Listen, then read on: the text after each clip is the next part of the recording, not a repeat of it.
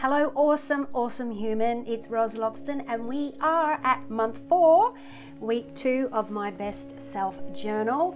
And this week this month, we're talking about all things love.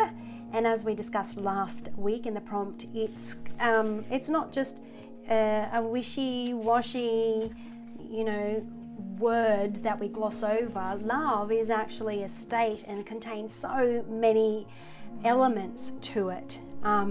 Openness, relationships, compassion, gratitude, forgiveness.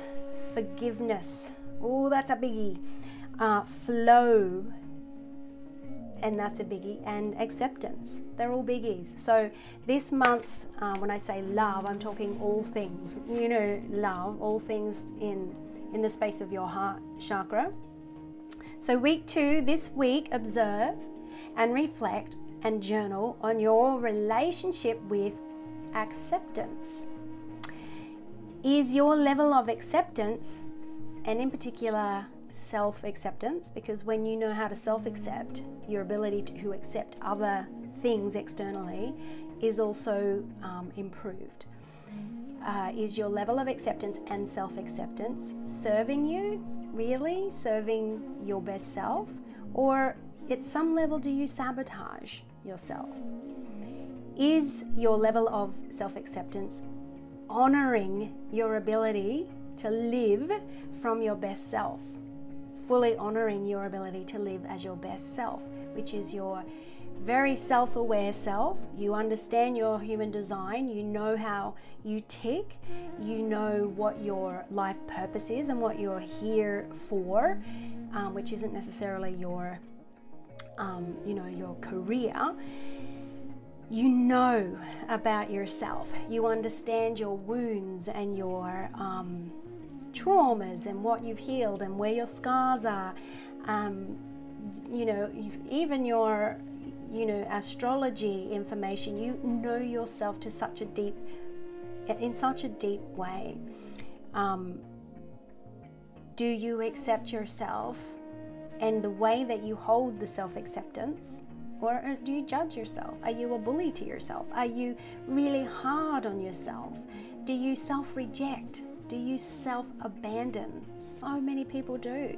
When you are confused, when you don't know how to move forward, when you don't know how to make decisions, behave in a relationship, you have abandoned yourself. You don't know how to stay in the chair that is the driver's seat of who you are, your whole best self, your purposeful, on purpose, unique, authentic self.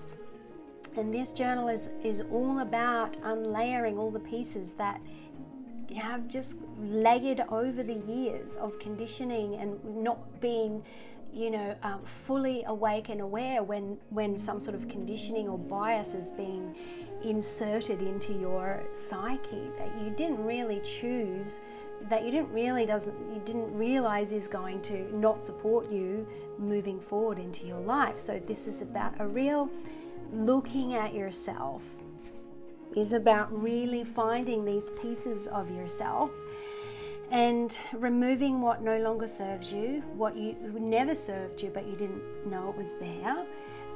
Healing what needs to be healed, all the things, so that you can be you, your fully authentic, unique, human design you, and then you know how to honor you.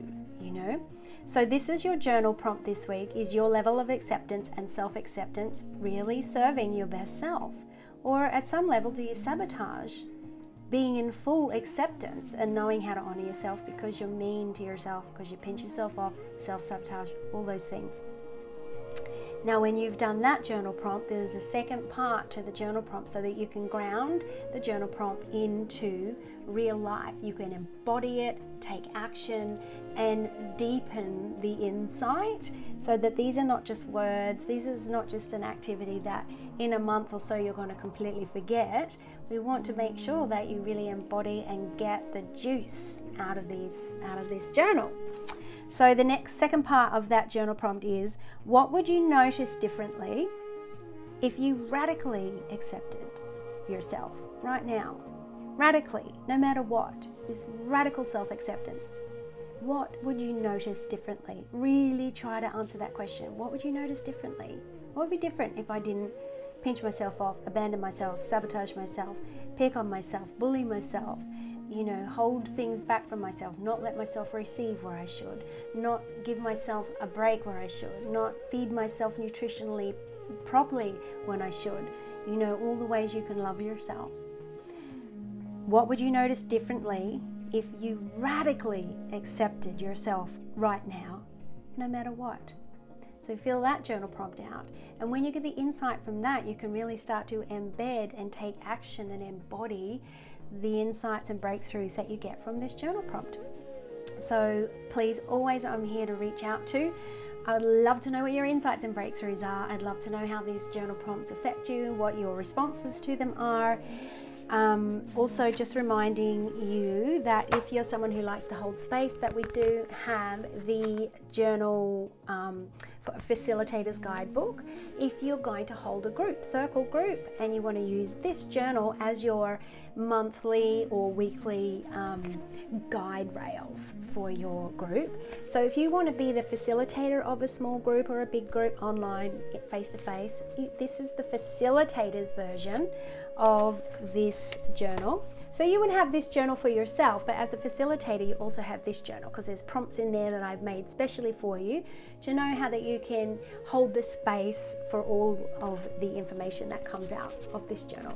So until next week, I'm loving month 4 and all of the juiciness about our heart chakra, and it's really the intersection of the lower earthier chakras and the more ethereal chakras. So soon we'll be coming up into our throat and how we express and communicate, but right now we're in our heart and how we love, and what does that mean in all the ways.